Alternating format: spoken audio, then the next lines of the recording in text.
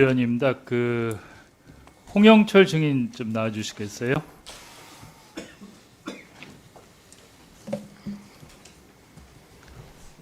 아까 책임감면 관련해서 징계를 해야지 가능한 게 맞나요?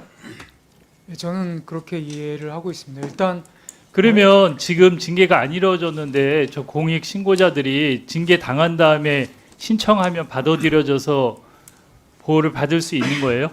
뭐 저희 위원회 그런 사례들이 있습니다. 책임 감면이라는 게 기본적으로 징계에 그러니까 대해서 요구를 제가 하기 때문에 저분들이 나중에 징계를 당하거나 이제 예를 들어 징계 결과가 절차, 있은 후에 징계 절차에 어떤 그러면 들어간다고 조치를 하면 취해서 구제나 보호를 해줄 수 있는 거예요? 징계 절차에 들어간다고 하면 저희 위원회가 이제 그 책임 감면 요구를 하고 법상으로 정당한 이유가 없는 한 저희 위원회 요구를 따라야 그러니까 한다고 지금 되어 얘기한 있습니다. 것 같은 사례가 계속 일반적으로 있는 사례들이에요? 저희 위원회가 징계 요구에 대해서 공익신고자로 인정이 되어 가지고 보호 조치의 책임 감면을 요구해서 거의 감면을 받아들인 사례가 있습니다.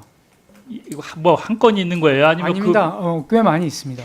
그런데 지금 이제 그렇게 얘기를 하시는데 이쪽 업무 맡은 이제 한 달 되셨다 그랬잖아요. 근데 제가 여기 아까 회의록을 다 앞뒤까지 다시 봤어요. 네. 근데 먼저 과장님 완전히 다른 얘기를 하고 계세요. 계속 책임 감면을 만약에 드랍시키게 되면 책임 감면을 실질적으로 그 처분청에 요구할 수 없는 그런 결론이 우려된다 그랬어요. 그리고 추가해서 또 뭐라 그랬냐면 제가 지금 말씀드린 취지는 책임 감면에 현재화된 불이익이 있기 때문에 지금 처리를 안 하더라도 나중에 처리할 수 있다고 그렇게 말씀하시는 분들이 있는데 사실 현실적으로 불가능하다는 것이 징계 처분이 있고 난 다음에는 책임 감면 요구를 못하는 것으로 작년 몇 월 며칠에 어떤 사건 때 그렇게 결정했다고 말을 했어요. 먼저 과장님이.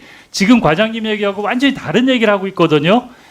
제가 보기에 지금 증인이 위증을 하시거나 뭐가 잘못된 거예요. 저는 제가 그럼 먼저 이유가 과장님 이게 없습니다. 상당히 중요하고 관심받는 사안인데 그리고 위원들이 다 반대하는데 과장님이 홀로 이렇게 의견을 냈어요. 상당히 용기 있는 의견이라고 전 보여지거든요. 근데 이거를 검토도 안 하고 이렇게 무모하게 얘기했을 리가 없는데 얘기하는 게 완전히 다르니까 저는 이해할 수가 없어요, 지금. 이제 저희 직원 말로는 이제 다른 위원님이 그 당시에 이제 왜 책임 감면이나 나중에 때 불이익 처분에 대해서 보호 사건으로 다루면 되는 게 아니냐 이렇게 지적하니까 이제 그렇게 아니 제가 회의록 앞뒤를 다 봤어요. 이렇게 끊어서 편집해서 이렇게 얘기한 게 아니에요. 일관되게 얘기를 하고 있어요. 아주 강력하게. 그리고 모든 위원들이 다른 의견을 내는데 혼자 그 과장님이 계속 이 주장을 하고 있다고요. 저도 이제 회의록을 위원님 봤습니다. 이제 보고 제가 이제 저도 나와서 준비를 하는데 이제 박홍상 과장님께서 한번 그러면서 여기 사례도 얘기하잖아요. 작년 몇 월 며칠에 그런 때 그렇게 결정했다고 그런 과거의 사례도 있기 때문에 오늘 여기서 나중으로 유예하면 안 된다는 식의 얘기를 하잖아요. 계속 혼자. 당시 이제 그 과에서 이제 뭐 이렇게 올라간 그런 의견은 종결할 것이냐 보류할 것이냐 뭐 이런 있어가지고 사실 어떻게 보면은 그냥 종결을 안 하고 보류를 한 거는 이제 신고자들에 제가 대한 다시 보류 확인을 해보고요. 그리고 네. 그러니까 저분들이 나중에 징계를 당하든지 피해를 당했을 때 구애나 보호받을 수 있다는 거죠. 절차가 들어가면 징계 절차가 들어가면 저희가 이제 검토할 수 있습니다.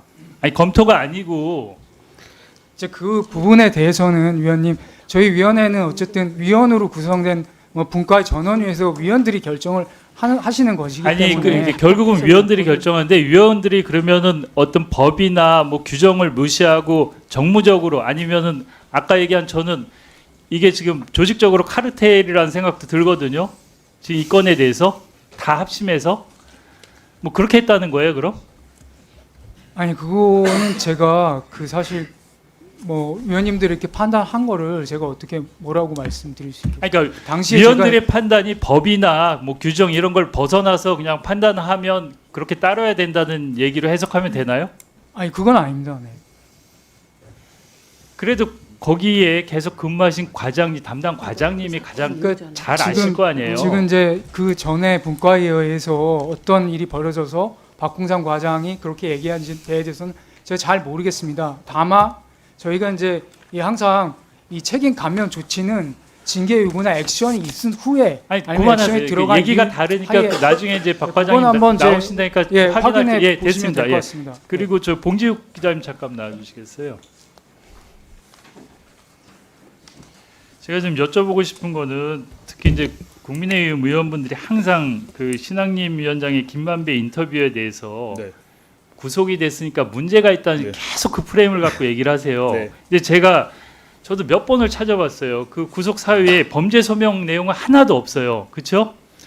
공소장 자체에도 예, 하나도 없어요. 거기는 네. 검찰에서는 뭐 국기문란이니 희대의 대선 정치 공작이니 뭐 무시무시한 얘기를 했는데 아무 내용도 없어요. 그리고 제가 구속도 사실 김만배 씨는 여러 번 구속됐으니까 그러면서 신학림 위원장도 좀 같이 구속되지 않았나 솔직히 그런 생각도 들어요. 여러 측면에서.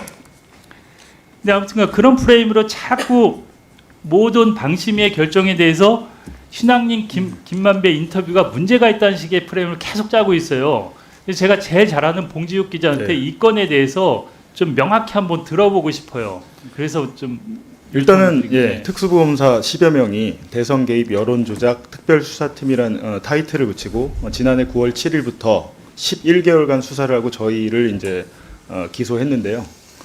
70여 페이지 공소장에 당초 검찰이 언론에 그렇게나 흘려줬던 이재명 그리고 뭐 민주당 이 배우다 김만배가 배우다라는 증거는 단 하나도 없었습니다. 그러니까 저희 담당 재판장이 그러니까 여기 도대체 이재명 공산당 프레임 같은 게 왜 들어가 있냐 이것이 도대체 윤석열의 명예훼손 사건과 무슨 상관이냐 호통을 치면서 검사들을 혼내고 또 공소장을 바꿔오라고 지시하는 아주 황당한 재판이 지금 진행이 되고 있고요. 지난 24일에 첫 재판에서도 마찬가지로 공소사실과 관계없는 얘기하지 마라. 이것은 이제 뒤집어 보면 뭐겠습니까? 11개월 동안 수사했는데 아무것도 나오지 않으니까 언론사 기자들을 상대로 언론 플레이를 하려다가 판사한테 또 검사들이 혼났습니다. 오늘 국민의힘 의원들 여기 안 계셔서 되게 저도 아쉬운데요. 오전에 보니까 그 최민희 위원장께서 위원장이 왜 청부민원이라고 재단하냐 뭐 이러면서 이제 국민의힘 측에서 했는데 마찬가지입니다. 저희 사건 보도에 대해서 가짜 뉴스라고 단정한 거는 국민의힘밖에 없습니다. 검찰하고. 아직 이제 재판이 시작됐고 비로소 지난 24일에 첫 공판이 시작됐을 뿐인데 검찰 수사 단계에서 이것은 가짜 뉴스다라고 규정을 하고 시작이 됐고요. 그래서 다음 주부터 저희 뉴스타파를 비롯한 이제 여러 언론사들이 함께 협업해서 검찰이 이번 재판부에 낸 증거 기록 중에 자신들의 공소 사실을 뒤집는 증거들이 거기 안에 되게 많이 있습니다. 굉장히 많이 있습니다. 윤석열 주인 검사가 이끈 부산저축은행 수사팀이 조우영이나 대장동 대출의 문제점을 알고도 수사하지 않았다. 그리고 검찰의 지금 공소장과 배치되는 증거들이 오히려 검찰의 그 증거 기록에 담겨 있습니다. 그래서 저희가 그것들을 다음 주부터 이제 보도로 하나씩 밝혀 나가겠고요. 한 가지 오늘 또 드리고 싶은 말씀이 오늘 저는 와서 들으면서 국민권익위원회가 이렇게나 부실하게 조사를 했구나. 유일임 위원장과 유이목 씨가 형제 관계인 게 가족 관계 증명서를 내지 않아서 몰랐다고 하시는데 제가 보도하지 않은 것 중에 중요한 사실이 하나 있는 것 같습니다. 오늘 생각해 보니까 유이목 씨, 유일임의 그 쌍둥이 동생 그분을 제가 직접 만나서 인터뷰를 했고 심지어 JTBC 보도에 대한 민원을 제기했는데 그 JTBC 문제가 된 그 보도를 보도한 기자가 접니다. 그걸 모르고 있어요. 그러니까 자기가 낸 민원의 내용 자체를 모르고 있는데 그걸 다 떠나서 유일임 위원장은 영남 선비문화수련원의 등기 이사입니다. 겸직금지 의무 위반이 아닌지 한번 따져봐야 됩니다. 자신의 동생이 사무총장인 선비문화수련원의 현재도 등기 이사예요. 근데 이번 청부민원 리스트를 봤더니 그 수련원과 관계된 분들이 5명 이상이 똑같은 민원을 냈고 그리고 두 번째는 저는 이 사건이 청부민원이라는 걸 저희 뉴스타파가 이름 붙인 겁니다. 저희는 민원사주란 말은 쓰진 않았어요. 청부민원이라고 한 것은 이미 그 2019년 팀장 김모 팀장의 판결문에 서울행정법원 판결문에 판사가 방심위 같은 기관은 고도의 공정성과 객관성이 요구되는 기관인데 이런 대리 민원 혹은 청부 민원을 저지른 것은 용납할 수 없는 비리라고 판사가 판시를 했습니다. 그렇다면 일개 팀장이 했는데 그 정도면 위원장이 했다면 엄청난 중대 범죄라고 생각을 하고요. 어쨌든 저희가 지금 1년째 유일임 청부민원 보도를 하고 있는데 저는 이 사안이 이렇게까지 끌 사안인가.